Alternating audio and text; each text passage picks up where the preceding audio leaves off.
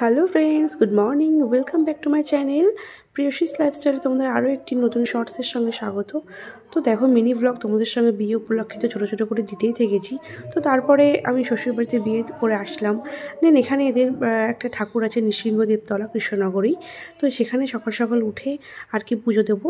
তো বিয়ের পর পুজো দেওয়ার জন্য একটা বলছিল, তো এখানে আমরা এসেছি পুজো দিতে। বাড়ির সবাই, মামুনি, ওদিকে বাবান এসছে, কাকিমুনি, সবাইকে নিয়ে আমরা এখানে এসেছি পুজো দিতে। নৃসিংহদেবতলায় ভীষণ জাগ্রত, তো তার জন্য আর কি চলে এসেছি। তো দেখতেই পাচ্ছ, আমি ঘুরে ঘুরে প্রথমবার যেহেতু এসেছি, তো চারিদিকটা একটু ঘুরে দেখছি। আর এখানে একটা গাছ আছে যেখানে সবাই দেখো যার যার মানত বা ঢিল বাঁধে, তো আর কি এখানে মনস্কামনা হলে আবার ঢিল খুলে দেয়। তো খুবই জাগ্রত, তো যার জন্য বললো চলো একটু পুজো দিয়ে আসি। তো এই যে নৃসিংহদেব পুজো স্টার্ট হয়ে গেছে। আমরা এখান থেকে প্রসাদ দিয়ে ঠাকুরের এখানে দিয়ে দিয়েছি।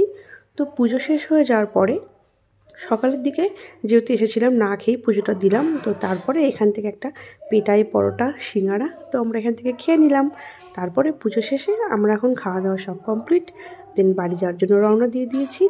এই ছিল আজকে আমার ছোট্ট মিনি ব্লগ। আশা করি তোমাদের কাছে আমি সময় সুযোগ বুঝে বুঝে আরও অনেক ভিডিও তোমাদের সঙ্গে আমি শেয়ার করব। এভাবেই তোমরা পাশে থেকো আর টুকটুক করে আমার চ্যানেলের দিকে ফলো করতে থাকো।